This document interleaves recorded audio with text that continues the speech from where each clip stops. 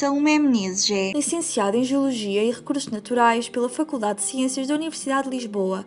Iniciou a sua atividade profissional no Centro de Interpretação do Vulcão dos Capelinhos, como técnico superior. Durante 5 anos assumiu a função de coordenadora deste centro. Colabora com o Geoparque Açores desde 2013, integrando a equipa de Educação Ambiental e mais tarde de Conservação e Planeamento Ambiental. É autora e coautora de materiais de divulgação e vários artigos sobre a valorização e promoção dos geossítios e geodiversidade da região. Foi formadora de vários cursos e ações de formação sobre património geológico e geodiversidade no âmbito do Geoparque Açores. Em 2018 voltou à Ilha Terceira, continuando a colaborar ativamente com o Geoparque Açores. É atualmente técnica superior no Gabinete de Planeamento e Promoção Ambiental da Secretaria Regional do Ambiente e Alterações Climáticas e coordenadora executiva do Açores Geoparque Mundial da Unesco.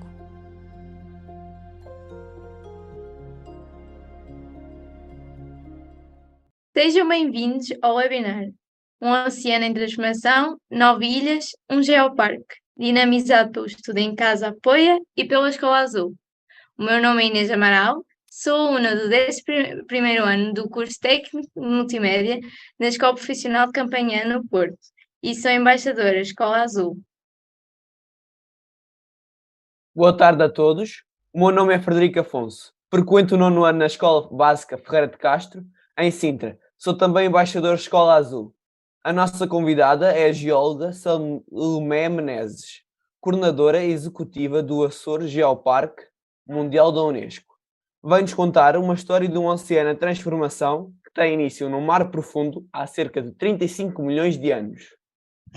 Depois da apresentação, teremos um momento para perguntas e respostas. Ao longo da apresentação, podem colocar as vossas questões na caixa Q&A. A gravação deste webinar ficará disponível na plataforma de Estudo em Casa Apoia. Passo a palavra à doutora Salomé Menezes. Olá a todos.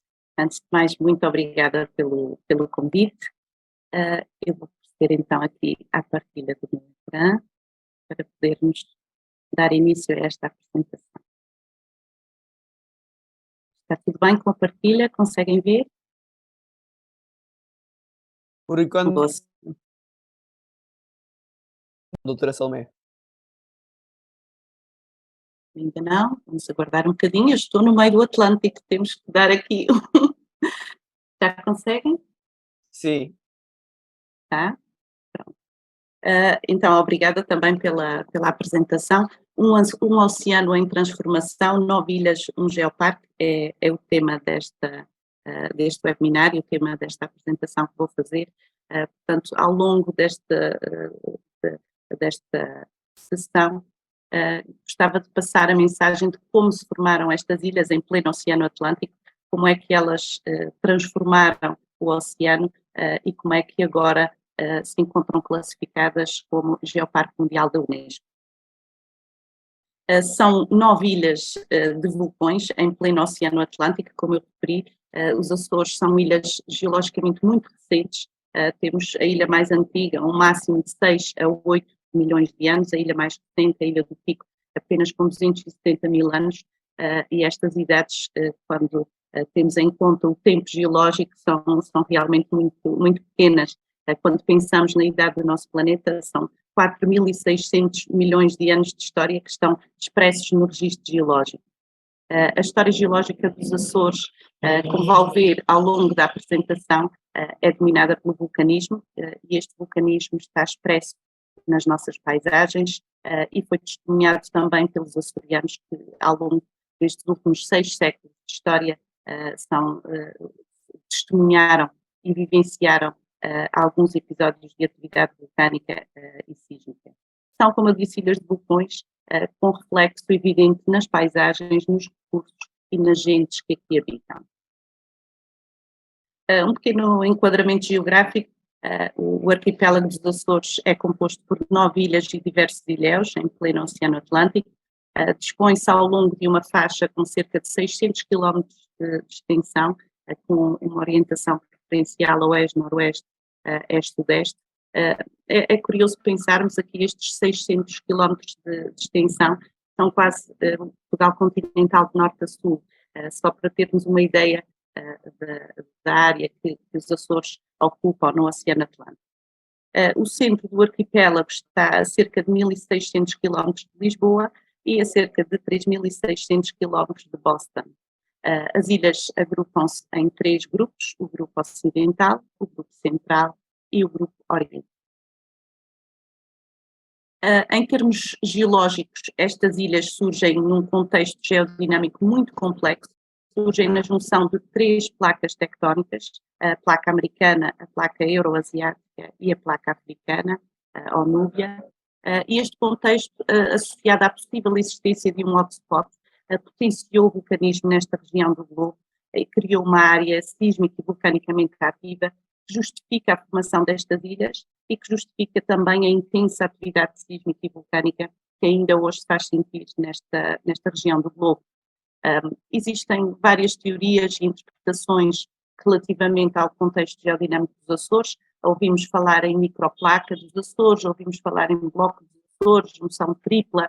A verdade é que, independentemente do termo utilizado e independentemente da localização exata destas fronteiras, a verdade é que aqui existe uma região sensivelmente triangular que está delimitada por importantes acidentes tectónicos ou falhas que condicionam a morfologia das ilhas. Vemos aqui o exemplo na Ilha Terceira, a escarpa de falha de Santiago, que corresponde exatamente à expressão emersa deste rift de Terceira. A própria formação da Ilha de São Jorge, através da sua cordilheira vulcânica central, está condicionada por estes acidentes tectónicos. A Ilha de São Jorge tem um vulcanismo que diz é exclusivamente fissural, ou seja, formou-se através do aparecimento de muitos pequenos cones vulcânicos ao longo de importantes fraturas, daí então a sua forma estreita e alongada. Portanto, vemos aqui como este condicionamento tectónico condicionou também a formação e a morfologia das ilhas de Açores. As ilhas são todas de origem vulcânica, distribuem-se ao longo de uma estrutura que está limitada pela linha batimétrica dos 2.000 metros, esta profundidade dos 2.000 metros, e este processo de formação ter-se-á iniciado há cerca de 35 milhões de anos, como o Frederico referiu no início, há 35 milhões de anos, quando diferentes fenómenos vulcânicos submarinos começaram a provocar uma elevação nos fundos oceânicos desta zona. Tiveram, no entanto, que passar mais de 27 milhões de anos até que se começassem a configurar as primeiras ilhas num processo que claramente ainda não terminou. Estes gráficos que vemos aqui permitem-nos perceber que as ilhas têm claramente uma raiz submarina, não é? E que muitas das vezes as ilhas mais próximas, em profundidade, correspondem a um grande edifício vulcânico. Temos, por exemplo, no canto inferior esquerdo, as Ilhas das Flores e do Corvo, que, sendo ilhas distintas à superfície do mar, têm uma raiz comum. Existem muitos trabalhos de investigação que apresentam diversas e diferentes idades para as Ilhas dos Açores.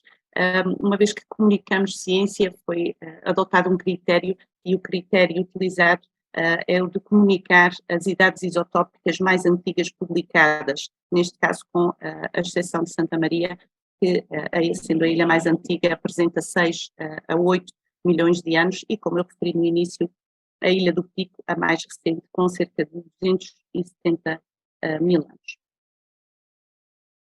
Ao longo do tempo de existência destas ilhas e depois do povoamento, os açorianos testemunharam 26 erupções históricas. Erupções históricas são aquelas que foram registadas, foram testemunhadas por alguém e sobre as quais existem registros. 14 delas foram no mar, portanto 14 delas são erupções submarinas. Temos aqui o caso da erupção do vulcão dos Capelinhos, em 1957-58, foram 13 meses de atividade vulcânica, 13 meses de vulcanismo que acrescentou à Ilha do Faial cerca de 2,4 km quadrados de área. Desta área acrescentada à ilha, hoje apenas resta um quarto, devido à intensa erosão que esta paisagem é alvo. Foi uma erupção muito importante, não só nos Açores e para os açorianos, muito menos não só para os faialenses. Esta erupção do vulcão dos Capelinhos virou uma nova página na história da vulcanologia, uma vez que foi o primeiro vulcão submarino de baixa profundidade a ser observado em todo o mundo. Nunca os cientistas sabiam que este tipo de atividade vulcânica existia, mas ela nunca tinha sido testemunhada e tão bem registada e acompanhada ao longo de toda a sua erupção. Portanto, este vulcão é considerado o vulcão tipo quando falamos em erupções vulcânicas de baixa profundidade. A última erupção histórica que se registou nas ilhas dos Açores foi ao largo da Ilha Terceira, teve início em 1998, terminou em 2001, correspondeu também a uma erupção submarina, esta de profundidade superior à anteriormente verificada no vulcão dos Capelinhos, e foi caracterizada pela emissão de balões de lava. Este material, ao descolar-se dos fundos marinhos, ascendia por estar carregado de lava ainda elevadas temperaturas e muitos gases. Quando estes balões de lava chegavam à superfície, com a expansão do gás que lá estava, eles acabavam por rebentar, os seus fragmentos acumularam-se nos fundos marinhos, portanto foi uma erupção que também nunca tinha sido testemunhada, nunca tinham visto balões de lava a flutuar no mar. A verdade é que mais tarde, em outubro de 2011, entrou em erupção um vulcão junto às Canárias, em El Hierro, com estas características, e tendo sido o primeiro vulcão da Serreta, em El Hierro foi então utilizado o termo de vulcão serretiano. Nos Açores estão identificados 27 sistemas vulcânicos. Estes 27 sistemas vulcânicos incluem 16 vulcões poligenéticos, que vamos ver mais à frente o que é que são. 9 deles são considerados potencialmente ativos. Destes 16, 12 são grandes edifícios vulcânicos siliciosos com caldeira, os vulcões mais explosivos, ou como costumamos a dizer, os vulcões mal dispostos. 3 são vulcões poligenéticos básicos, ou de características mais efusivas, um seamount, ou monte submarino com cratera, e este corresponde ao Banco Dom João de Castro, um grande vulcão localizado entre a Ilha Terceira e a Ilha de São Miguel, que se encontra apenas a 11 metros da superfície, o que é quase nada, 11 metros é pouquíssimo. Então pensa-se que este vulcão poderá dar origem à 10ª ilha dos Açores. A verdade é que o Banco Dom João de Castro entrou em erupção em 1720, formou uma ilha com dimensões consideráveis, que acabou por ser arrasada pela ação do mar. Portanto, eu acho que este Banco Dom João de Castro é a prova em como a formação de ilhas vulcânicas é quase como um eterno duelo entre o mar e vulcões. Quando o mar tem força suficiente, ou quando o vulcão tem força suficiente para resistir à ação erosiva do mar, temos uma ilha vulcânica. Agora, quando o mar é mais forte e destrói este vulcão, temos um vulcão submarino. Esta guerra ainda não terminou, portanto pode ser que um dia tenhamos aqui a 10ª ilha dos Açores. Nestes 27 sistemas vulcânicos incluem-se também 11 áreas de vulcanismo fissural basáltico, um vulcanismo que é condicionado pela tectónica, que é condicionado por fraturas que existam na superfície e que leva à formação de pequenos cones de escórias que estão alinhados e que seguem os mesmos alinhamentos destas falhas. Ainda cerca de 1750 vulcões monogenéticos ou pequenos vulcões, onde se incluem os cones de escórias ou cones de sátar, os domos, anéis de tubos, lagos, mares, entre outros. E pronto, as 26 erupções vulcânicas históricas que eu referi anteriormente. Gostava agora de apresentar alguns exemplos de geopaisagens dos Açores, falar um pouco da forma como os vulcões moldaram a paisagem das nossas ilhas e como estas paisagens são condicionadas por estes fenómenos naturais. Temos os grandes vulcões, ou vulcões poligenéticos. Estes vulcões formaram-se ou formam-se em períodos de tempo que são relativamente longos, através da acumulação de grandes volumes de materiais. Eles podem ser vulcões em escudo e resultam de um empilhamento quase exclusivo de esquadas lávicas associadas a erupções eruptivas. Nos Açores existem, ou estão identificados apenas 3 destes vulcões em escudo, na Ilha do Faial, o vulcão da Ribeirinha, na Ilha do Pico, o vulcão do Topo, e na Ilha de São Miguel, o vulcão do Nordeste. Por outro lado, temos os estratovulcões, que constituem a maioria dos grandes vulcões terrestres e são formados pela alternância de materiais piroclásticos e níveis de esquadas lávicas. Portanto, aqui há alternância entre períodos mais efusivos e períodos mais explosivos. Caldeiras, as caldeiras são outra das geopaisagens que caracterizam as ilhas dos Açores. Aqui temos as caldeiras de colapso, que estão normalmente associadas a erupções muito violentas, com a expulsão do material vulcânico num espaço de tempo muito curto e levando a um esvaziamento muito rápido da câmara magmática, o que causa, consequentemente, o abatimento deste cone. São considerados estes vulcões siliciosos, porque são vulcões cuja atividade explosiva é condicionada pela composição do material que dá origem. Temos depois os pequenos cones vulcânicos. Os pequenos cones são vulcões monogenéticos ou cones monogenéticos, são de dimensão mais reduzida e estão normalmente associados apenas a um evento eruptivo, daí a designação de monogenético. Incluem-se aqui os cones de escórias, por exemplo, são formados por piroclastos basálticos soltos e que podem ou não estar intercalados com pequenos níveis de esquadas lávicas, estão associados normalmente à atividade vulcânica de explosividade moderada.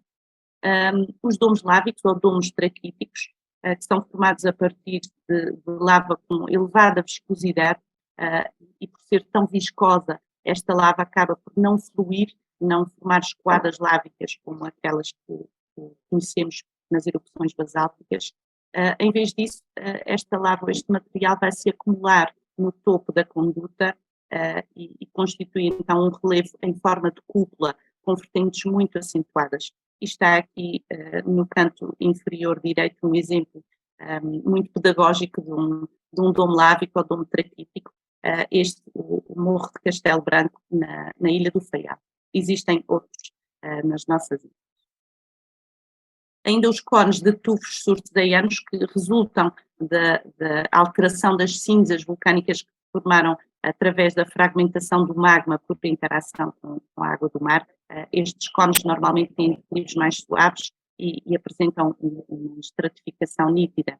A atividade vulcânica que lhes dá origem é aquela que eu expliquei para o vulcão dos Capelinhos, por exemplo, uma atividade vulcânica submarina de baixa profundidade, em que há pulverização da lava do contacto da mesma com a água fria do mar, e com o passar do tempo estas cinzas vão se alterando, vão se compactando e vão dando origem a uma nova rocha, o tal tufo sorteia. As crateras, temos aqui crateras, por exemplo, as crateras de explosão são depressões com contorno circular no topo de cones vulcânicos, que se originam na sequência de atividade explosiva. Os mares, por exemplo, são um tipo de crateras de explosão que se distinguem por serem relevos encaixados. Estão normalmente rodeados por material muito fragmentado, que resultou da interação também do magma com a a água do mar, que neste caso pode ser de lagoas ou mesmo água subterrânea. Vemos aqui a diferença nas duas fotografias de baixo, à esquerda uma cratera de explosão e à direita o mar. As cordilheiras vulcânicas correspondem a alinhamentos de pequenos cones vulcânicos. Temos na fotografia acima a Ilha de São Jorge, como eu já referi, se formou exclusivamente através de vulcanismo fissural. Portanto, todos os pequenos cones que compõem a Ilha de São Jorge estão alinhados e surgem ao longo destes alinhamentos tectónicos, destas falhas, daí a sua forma estreita e alongada. Na fotografia abaixo temos a Península do Capelo, na Ilha do Faial, onde vemos na paisagem uma sequência de mais de 20 pequenos cones vulcânicos que se estendem desde a caldeira do Faial até ao vulcão dos Capelinhos, que é o último vulcão desta linha ou desta cordilheira vulcânica. Os lagidos são muito comuns nas nossas ilhas. Este termo está até enraizado na nossa toponímia e correspondem a escoadas lávicas do tipo Pai-Oioi.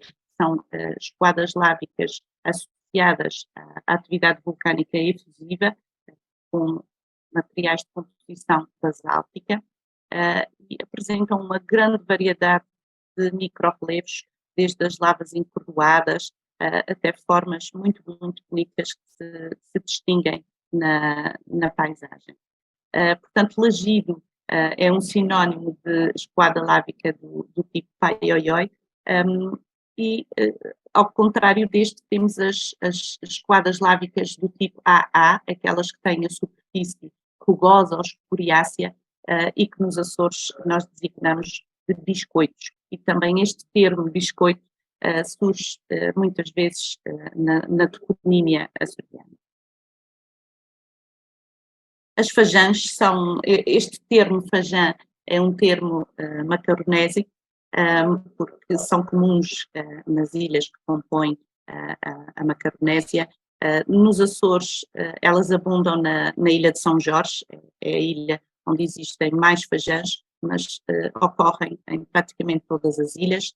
Existem dois tipos de fajãs, dois tipos principais de fajãs.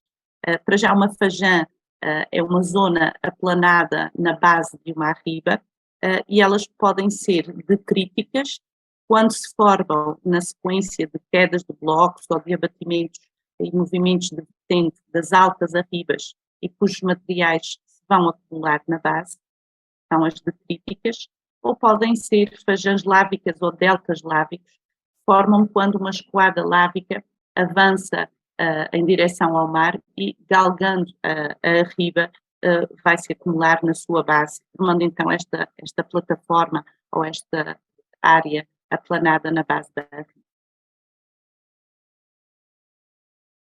Outro tipo de geopaisagem comum nas ilhas dos Açores são os filões e chaminés, são as chamadas formas subvulcânicas.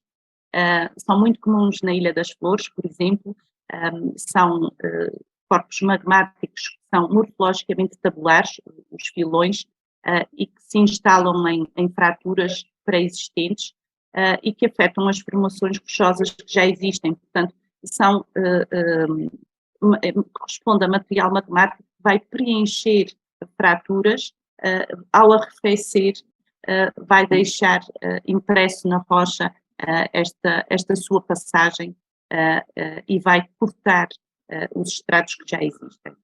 As chaminés são também relevos residuais e correspondem a colunas de rocha magmática, são resultantes da solidificação do magma, da lava, no interior da conduta de um vulcão e que ficou exposta posteriormente por erosão diferencial, ou seja, por ser mais resistente à erosão do que as rochas que a circundam.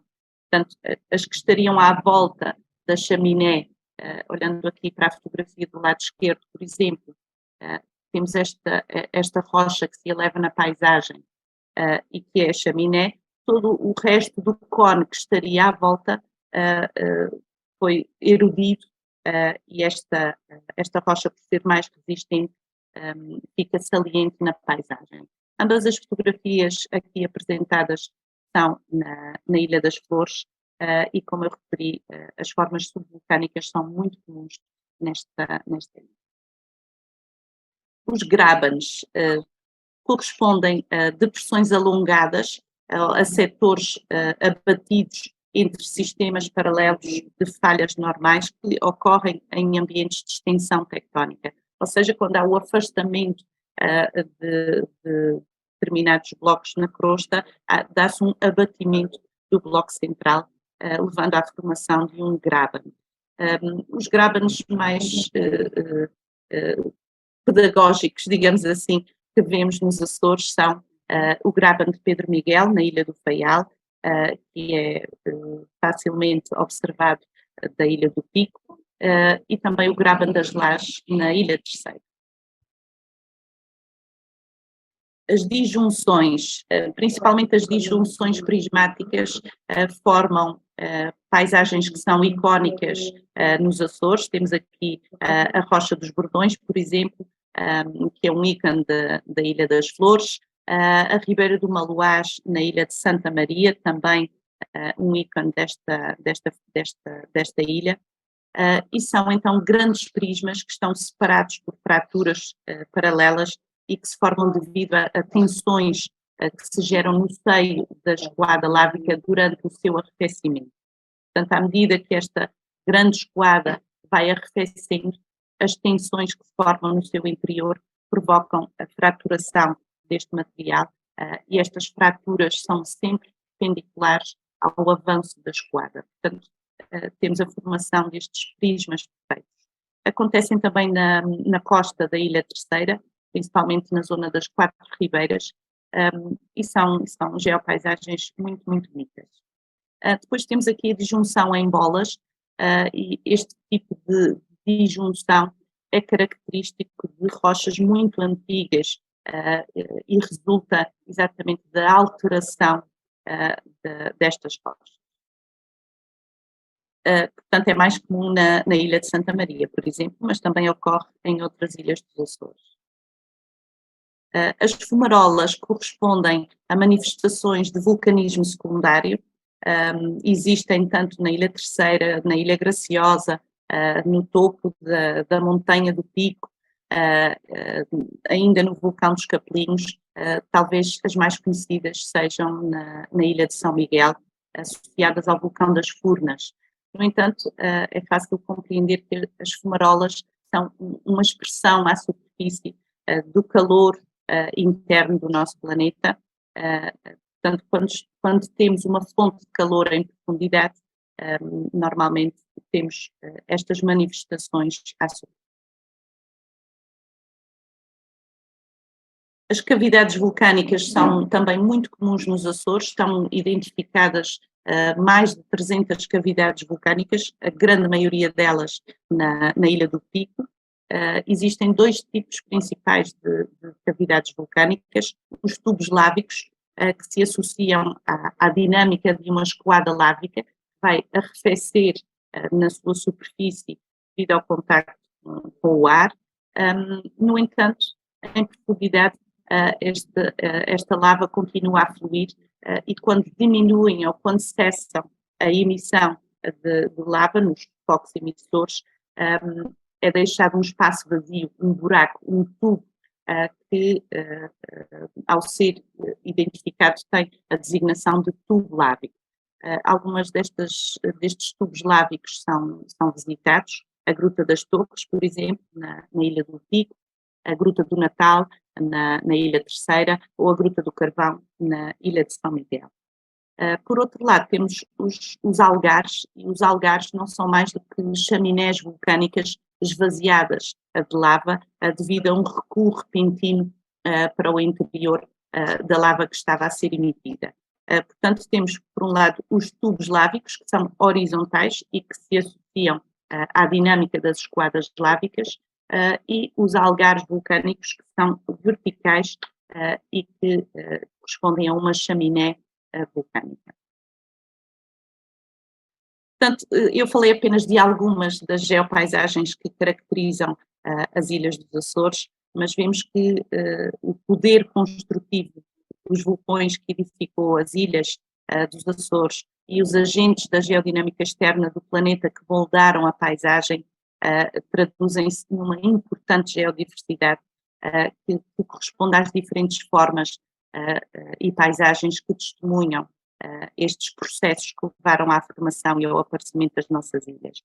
Como eu referi, são pequenos vulcões, grandes vulcões, lagoas, cascatas, campos de lava, entre tantos outros elementos que compõem a paisagem açoriana e que foram o palco para o aparecimento de uma biodiversidade que é reconhecida internacionalmente e que é de excelência. Como eu disse, esta riqueza geológica tornou-se palco da biodiversidade e entre as diferentes espécies e subespécies de fauna e flora nativas e endémicas da região, destacam-se mais de 250 espécies de artrópodes endémicos, um mamífero endémico, o morcego dos Açores, mais de 100 espécies de flora endémica que atestam então a riqueza da biodiversidade associada a este arquipélago. Desde o povoamento que o homem se apercebeu do quão rica é esta região e a sua ligação com a natureza criou uma cultura e criou tradições únicas e muito específicas, desde as tradições religiosas que estão intimamente relacionadas e ligadas a fenómenos sísmicos e vulcânicos que foram testemunhados pelo homem, até ao património edificado com a utilização dos recursos naturais que estavam disponíveis. Tudo isto criou os Açores, tudo isto criou este território e criou esta gente. E esta relação foi muito bem identificada por Vitorino Mésio, um grande escritor que nasceu na Ilha Terceira, na cidade da Praia da Vitória. Ninguém melhor do que ele compreendeu e comunicou esta simbiose. Eu deixo aqui apenas dois pequenos excertos.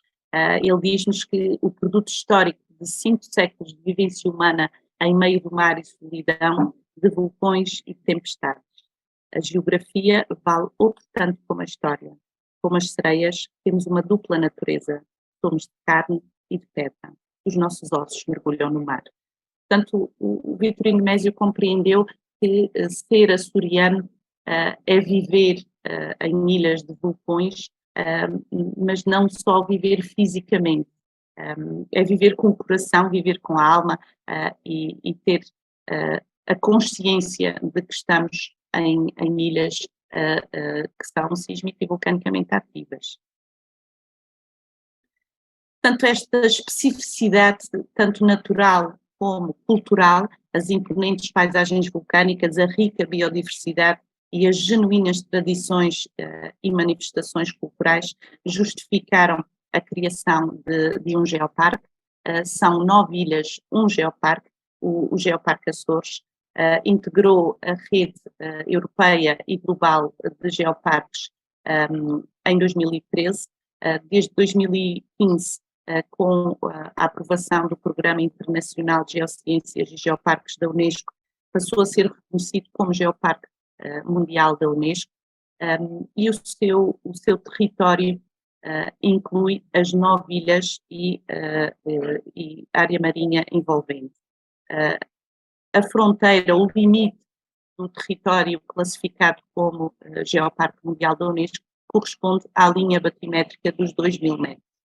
Portanto, temos todo um território com esta designação internacional.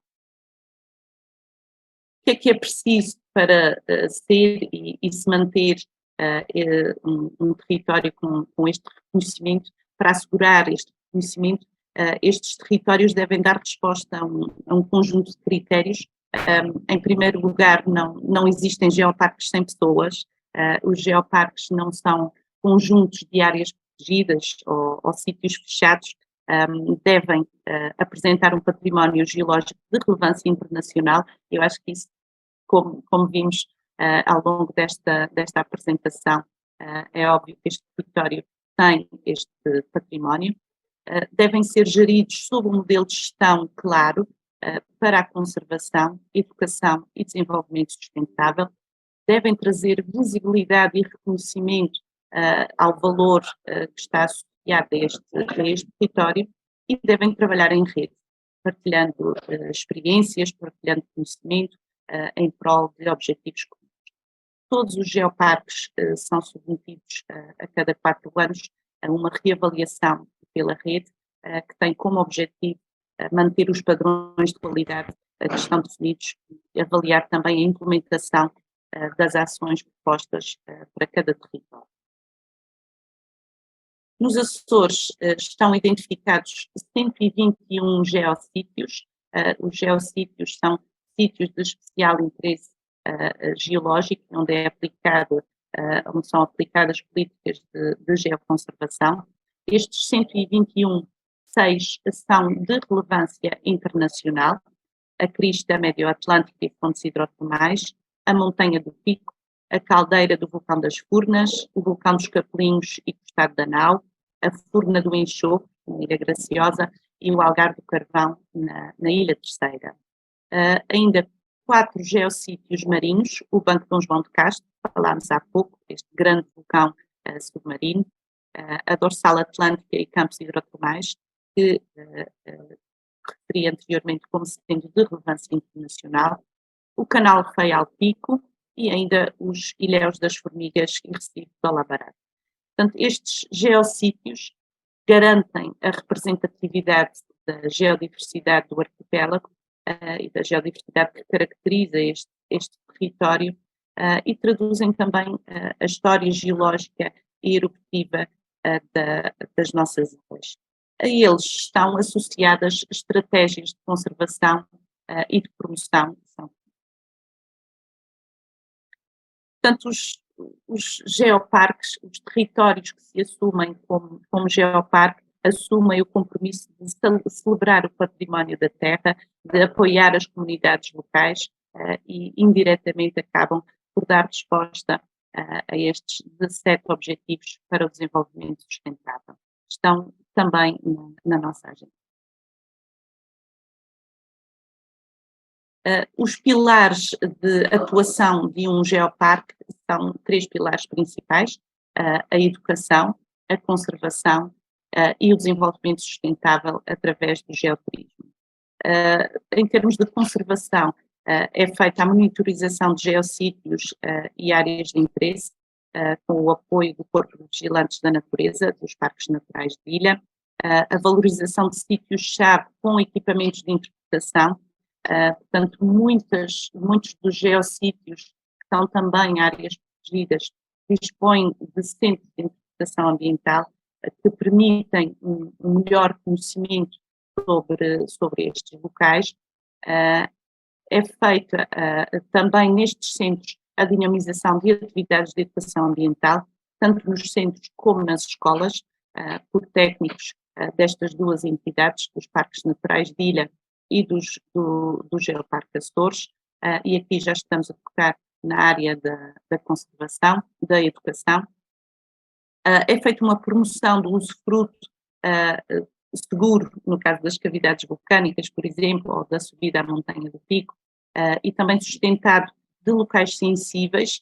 É feito um incentivo à criatividade e ao desenvolvimento de novos produtos que contribuem para o desenvolvimento económico do território.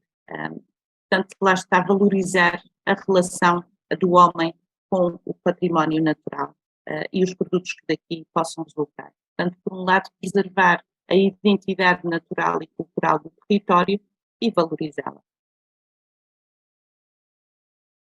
São 9 ilhas, apenas um geoparque, e tanto o aparecimento destas ilhas como a sua classificação ou reconhecimento como geoparque contribuíram para que este fosse um oceano em transformação. Obrigada. Obrigado por esta viagem até às incríveis paisagens geológicas dos Açores. Obrigado, doutora Salomé. Obrigado, eu. Vamos abrir agora o espaço para perguntas e respostas, por isso podem fazer as respostas que vocês quiserem e nós iremos então depois respondê-las. Já temos aqui a primeira pergunta. O que sucedeu na ilha de São Jorge no ano passado seria uma erupção vulcânica que não ocorreu? Era de esperar que surgisse alguma questão relacionada com a crise sismovolcânica em São Jorge.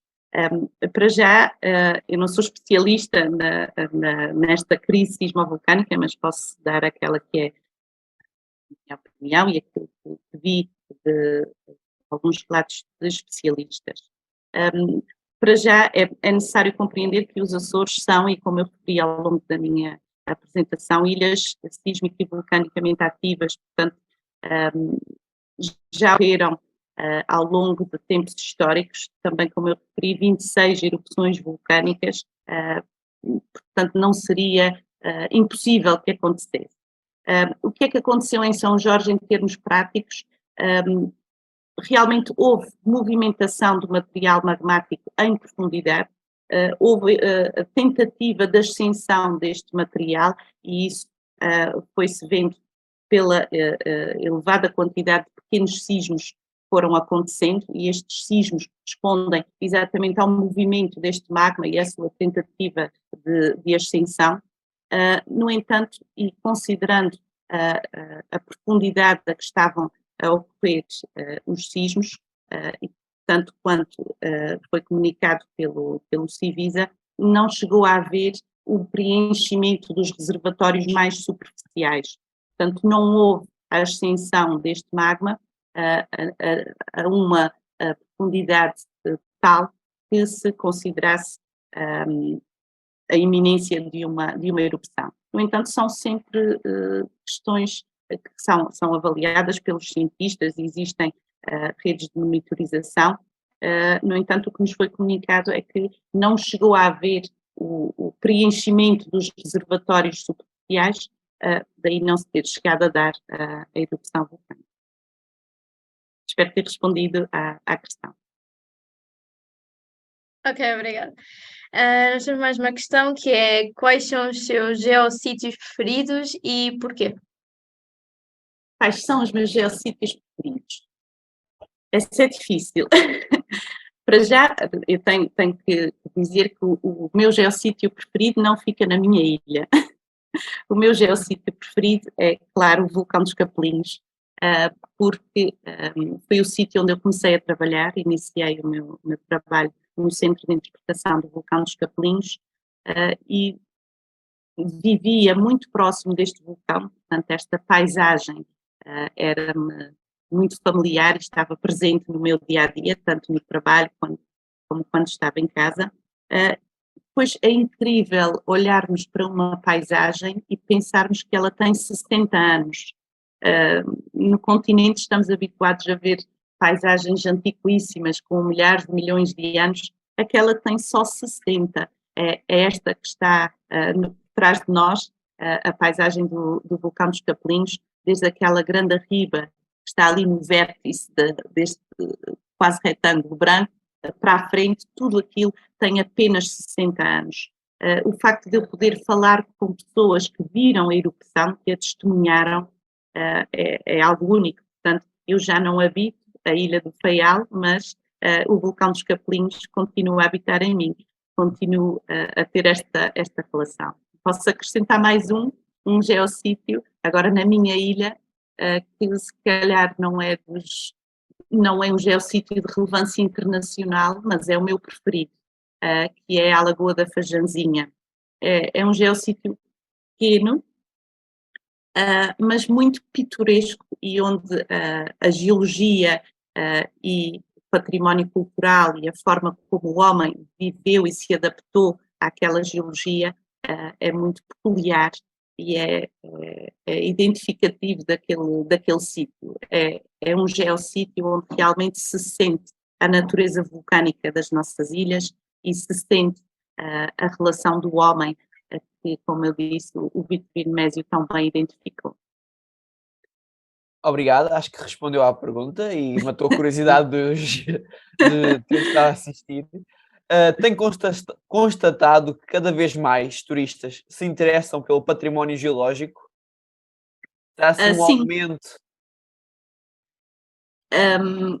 especificamente sobre o património geológico, a afluência de visitantes e de turistas aos Açores tem vindo a aumentar. Claro, houve aquele decréscimo ali durante a pandemia, ainda não se recuperou.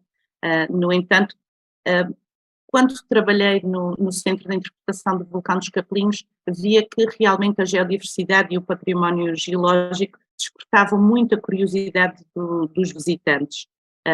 É um tema que cada vez vai sendo mais debatido. Temos também que ter a noção que o próprio termo geodiversidade é muito, muito recente e não está bem assente na consciência das pessoas.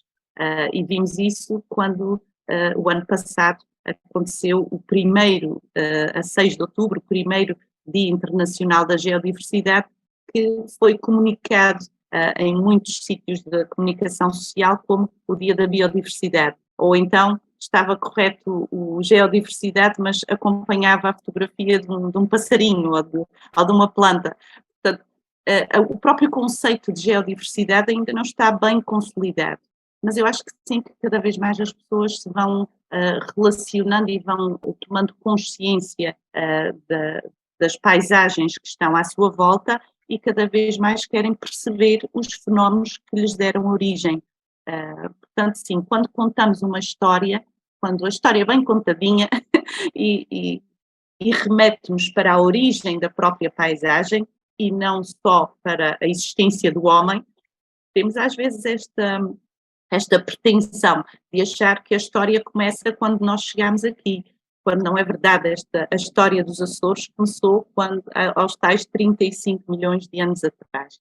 Portanto, eu acho que sim, que o facto de se estar a contar a história certa, a história que é também geológica, atrai visitantes ao nosso território. Ok, obrigado. Nós estamos a terminar, então todas as respostas que não foram respondidas terão mais tarde uma resposta que ficará associada à gravação deste webinar na plataforma Estuda em Casa Apoia, o link já foi colocado no bate-papo. Estamos a terminar, mas antes temos uma pergunta para a nossa convidada, que é: qual é a palavra que escolheria para definir o que o oceano significa para si? Casa. Casa. Tem muito tempo para pensar. É a nossa casa. Já se explica por si só. Eu acho que sim, o oceano é a nossa casa. Não sei se temos tempo. Em nome dos... Não sei se temos que cortar. O que eu ia referir é que muitas pessoas se sentem fechadas e sentem que o mar é uma barreira, mas eu acho que para nós açorianos o mar não é uma barreira. O mar não tem limite e o mar abre-nos o horizonte e dá-nos vontade de voar, não nos faz sentir fechados. Obrigado, eu concordo e acho que todos que estamos a ver este webinar, a assistir a este webinar, concordamos. Em nome do Estudo em Casa Apoia e da Escola Azul, agradecemos a participação da doutora Salomé Menezes e de todos os que estiveram a assistir. Esperamos que este webinar tenha contribuído para aumentar o conhecimento sobre o oceano e sobre a geodiversidade dos Açores. Contamos com todos no próximo webinar do projeto Em Defesa dos Oceanos, que será no dia 27 de abril, pelas 15 horas. Obrigado e até lá! Obrigada.